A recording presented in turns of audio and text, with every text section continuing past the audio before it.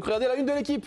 Brest, c'est le Brésil. Jeu de mots évidemment, puisque Brest, c'est Bretagne en bretonnant. Donc jeu de mots pour ceux qui ne l'avaient pas compris.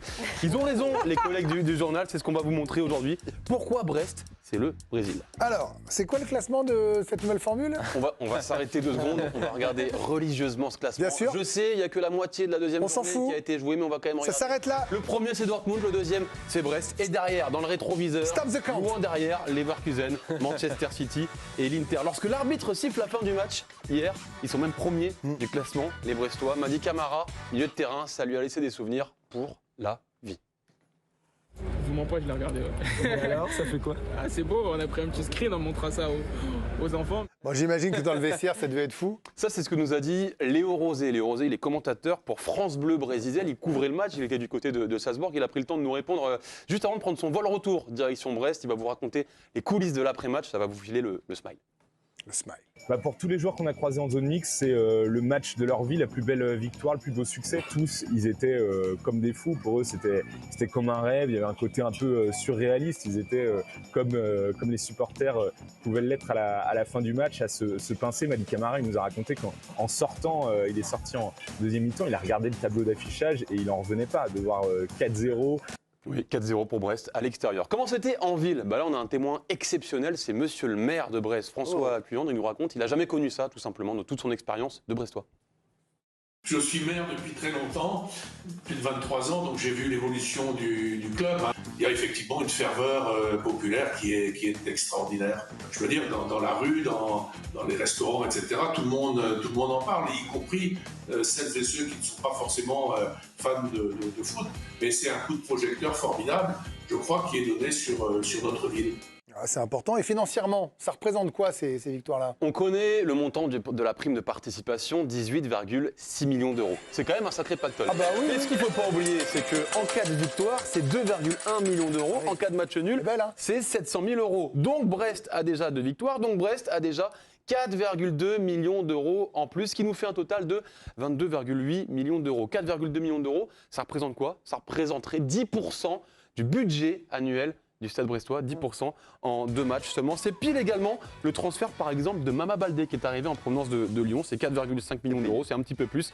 On sait que Brest aussi n'a pas la possibilité de jouer dans son mythique Francis Leblay, il paye une location pour jouer du côté de Guingamp leur match à domicile en Ligue des Champions. Combien elle coûte cette location? Ça coûte quand même 20 000 euros par match, ce qui nous fait c'est une broutille maintenant. 80 000 euros. Ils ont dû payer 800 000 euros d'aménagement.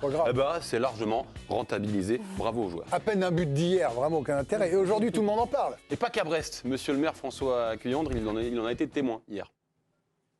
Hier soir, j'ai eu plein de messages, je ne vous dirai pas de qui, mais des personnes qui sont connues en dehors de Brest et qui m'ont envoyé des SMS pour dire cette victoire est extraordinaire. Tout le monde commence à connaître Brest et Eric Roy. C'est comme ça qu'on l'appelle à la télévision américaine après leur rencontre. Eric Roy.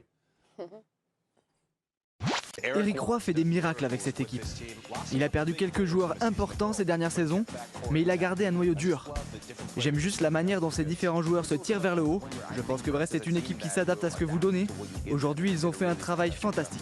Et même dans la sacro-sainte émission CBS, Kate Hebdo, Thierry Henry, on a parlé de Brest avec un petit peu de condescendance, mais on a parlé de Brest et c'est l'important. And Leverkusen are the 3 teams right now with a 100% record. Brest actually play Bayer Leverkusen match day 3, so that'll be an interesting one. It's a big one. Like sometime name. Oh my God. No, you know what? I gotta go. It's a big game. What's up with you? Because we both top, so obviously it's a big game. Bit lopsided, I think.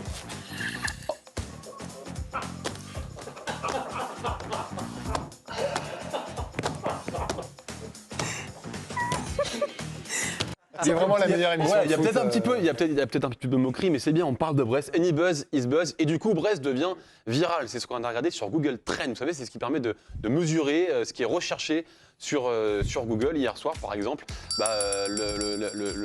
les recherches les plus effectuées, c'était sur le match Salzbourg face à Brest sur Google. En France, par exemple, on a regardé, on s'est amusé à utiliser cet outil pour taper Stade Brestois. Qui avait tapé Stade Brestois sur les 5 dernières années en France? Regardez la courbe depuis 2020.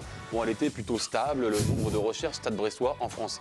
Et ça, bah, c'était hier soir, tout simplement, la montée en flèche. On a regardé la même chose dans le monde, parce que oui, c'est possible de voir le nombre de recherches. Bah, la courbe, elle était forcément encore plus basse, ou alors on a zoomé un petit peu dans la courbe pour que ce soit explicite. Depuis 2016, donc on est allé encore plus loin, quasiment 10 ans. Et là, boum, dans le monde, le nombre de recherches, c'est le mont Everest, c'est Inoxtag tout simplement qu'on est allé gravir avec les recherches, la trend finalement. Bref, tout le monde en parle. Bon, ils s'arrêtent tous les Brestois parce qu'il ne faut pas manquer d'oxygène sur Vassio. Direction des barrages peut-être, c'est la question qu'on a posée du coup à notre journaliste Léo Rosé de France Bleu Brésil.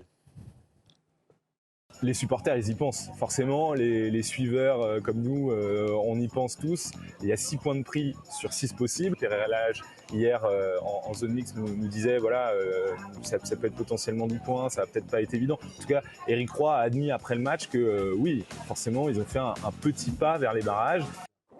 Et vous savez que histoire que Brest rayonne encore plus haut dans cette Ligue des Champions en Europe, que la traîne soit encore plus folle, Denis Le Saint, c'est le président brestois, lui, il a un petit rêve en cas de barrage.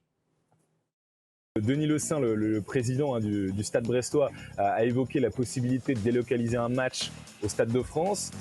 Pour le moment, c'est beaucoup trop tôt, mais on sait qu'ils ont ça dans un coin de leur tête.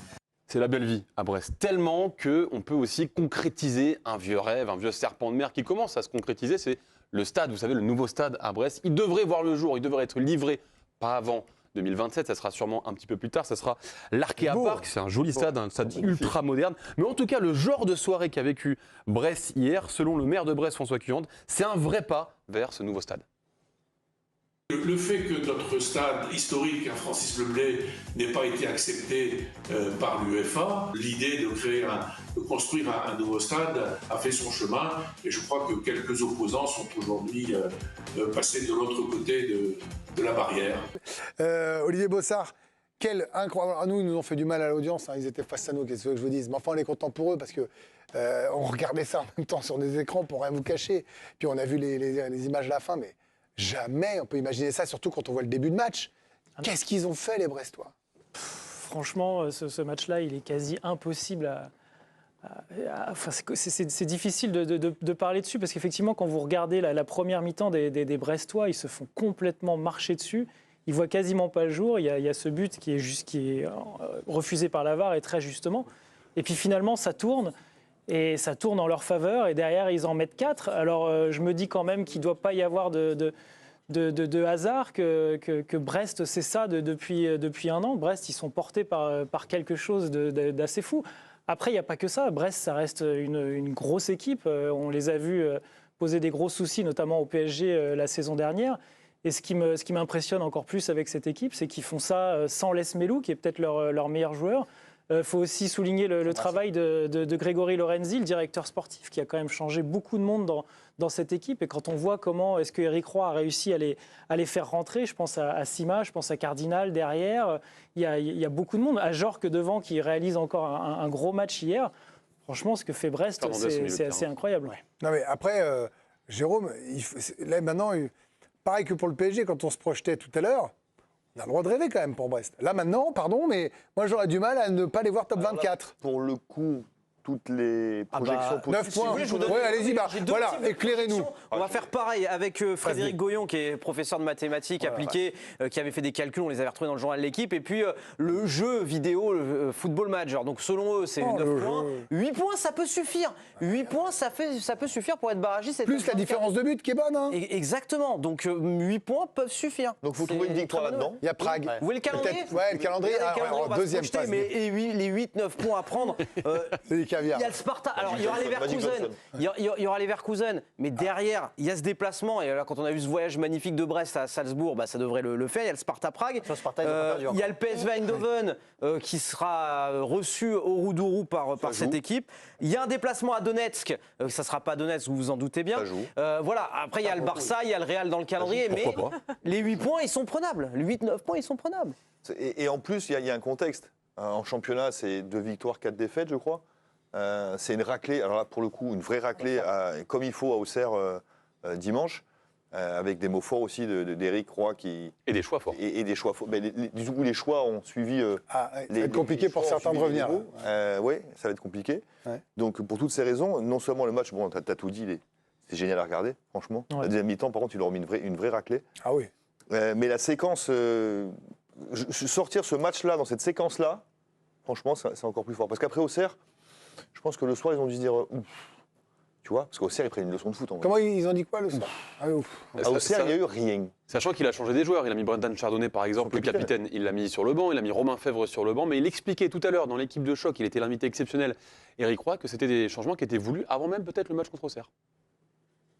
C'est un peu dans la trame de ce qu'était l'année dernière, c'est que les entrants font souvent des différences, apportent souvent beaucoup et quand justement je fais des changements, et souvent moi je fais les 5 changements si vous regardez un petit peu l'historique des matchs, c'est justement pour que ces garçons-là amènent quelque chose de différent à un moment du match et qu'ils permettent à l'équipe d'avoir un second souffle et notamment d'avoir pas justement une baisse de régime, mais au contraire de continuer à accentuer cette capacité à faire mal à l'adversaire. Et c'est vrai qu'on peut dire depuis le début de la saison, souvent ceux qui sont rentrés, notamment sur les 2 matchs de Champions League, ils ont été vraiment très importants.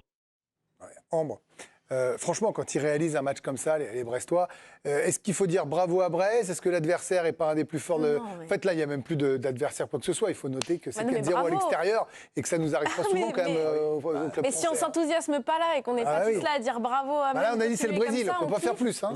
Oui, non, mais on adore. J'adore la une de l'équipe, ça nous rend fiers. On est content quand une équipe s'engage comme ça dans une Coupe d'Europe parce qu'ils ne découvraient pas seulement la Ligue des Champions, ils découvraient la Coupe d'Europe. C'est magnifique de faire une entrée en matière comme ça. Donc non, aucune mention pour l'adversaire. Focus sur Brest. Magnifique deuxième mi-temps, magnifique match. Donc vous croyez maintenant à une qualif? C'est rafraîchissant. Je crois à quoi? À une qualif. Bah, j'y crois à la qualif. Heureusement, quand on regarde sur le plan comptable, c'est possible. Je croyais qu'on parlait de victoire dans le carré final, mais oui. On serait presque déçus. Non, top 20, là, je parle. Quand je dis la qualif, peut-être pour ceux qui nous regardent, un barrage, c'est un top 24 pour être pas tête de série, mais jouer un 16e virtuel. Ils sont sur une telle rampe de lancement s'ils n'y vont pas. Oui, mais regardez, moi, jurisprudence lance. Bah oui. L'an dernier, étape Arsenal, ils sont bien placés. On se dit, s'ils ne sont pas en 8e, mais c'est français, ça, voilà. Non, alors non, c'est jurisprudence, c'est factuel, c'est technique, c'est tactique, c'est mécanique, c'est mathématique. Non, moi, j'ai envie d'y croire. Il y en a plein d'autres qui l'ont fait avant. Là, vous confondez tout. Moi aussi, j'ai envie d'y croire. Je dis, attention, Lens, l'an dernier, on a cru que c'était quasiment acté, ça l'a pas été. C'est pas vraiment pareil. Parce que... ça suffit, vous. Hein. Non, mais ils ont fait 3 en plus. Et voilà, et il fallait encore... les poules, là, tu peux te dire, je vais pas rejouer cela, et j'en ai de nouveaux à jouer, il manque une victoire, c'est un peu plus long dans le temps. Alors aussi, il y avait une victoire, hein. Tu recevais le PSV et tu gagnais, tu étais qualifié. Hein. Oui, mais le PSV, c'était pas mal. Oh. Ah bah là, non, mais là, c'est pas mal. Attention au calendrier à venir, on l'a vu tout à l'heure, c'est pas simple. Hein. Alors, c'est pas simple du tout. Après, vous êtes ce match, il joue contre une équipe, tu l'as dit, ou tu l'as dit, on se dit vous, nous, je sais plus. Vous dites vous. Je sais plus. Vous, Adrien. Oui. C'est une équipe qui joue l'Europe tous les ans depuis 6 ans. Tous les ans, la Ligue des Champions. Tous les ans. La Ligue des Champions. Tu ne vois pas n'importe qui. Loïc, à vous le mot de la fin sur ce Brest-Salzbourg. Qu'est-ce que vous retenez de la soirée d'hier? La victoire, les points. C'est génial de voir Brest à ce niveau-là. Je rejoins tous mes coéquipiers. La folie, vous avez vu sur Google comment le monde entier s'est intéressé à Brest. Moi, je suis ravi de voir que Thierry Henry, ils en parlent. Il y avait un pic avant, on aimerait bien savoir c'était quoi le pic précédent. C'était le jeu dans l'équipe de Greg. Non, mais je me rappelle avant le premier match, ici, on se disait attention, même contre les Autrichiens, Brest n'a pas d'expérience en Ligue des Champions, ça va être compliqué pour eux parce que même s'ils jouent des petites équipes autrichiennes, c'est des équipes qui ont l'habitude de jouer à la Coupe d'Europe, qui ont quand même une culture de Coupe d'Europe. Donc on peut pas dire aujourd'hui, c'était nul en face. Brest, on n'a pas dit ça. Non, mais je l'ai entendu aujourd'hui bah, attention, ils ont battu que 2 équipes autrichiennes. Quand même, chaque point pris par Brest en Ligue des Champions sera un exploit. Et puis l'un des héros, je dirais même pas forcément que du match d'hier, mais des 2 derniers matchs de Brest en Ligue des Champions, il n'est pas forcément attendu, c'est Abdallah Sima, l'attaquant sénégalais, encore inconnu du grand public hier. Peut-être que lui aussi, il a eu un pic sur Internet, auteur d'un doublé. Il est puissant, il est rapide, il est costaud. Il s'est tellement donné qu'il a fini avec des crampes avant de se faire remplacer. Élu homme du match, salué par la presse locale, par la presse nationale. Il avait déjà été le héros 15 jours plus tôt avec ce but de la victoire face à Sturm Graz, et ce qui fait de lui le premier joueur d'un club français à marquer lors de chacun de ses 2 premiers matchs de C1 depuis Marquinhos avec le Paris Saint-Germain en 2013. C'est pour dire la performance du Sénégalais. D'ailleurs, sur le deuxième, il a la crampe. Tu le vois quand il marque le deuxième, il s'est remplacé 5 minutes plus tard. Donc au moment où il frappe derrière et à se rallonger, j'ai la crampasse. Merci beaucoup, Adrien.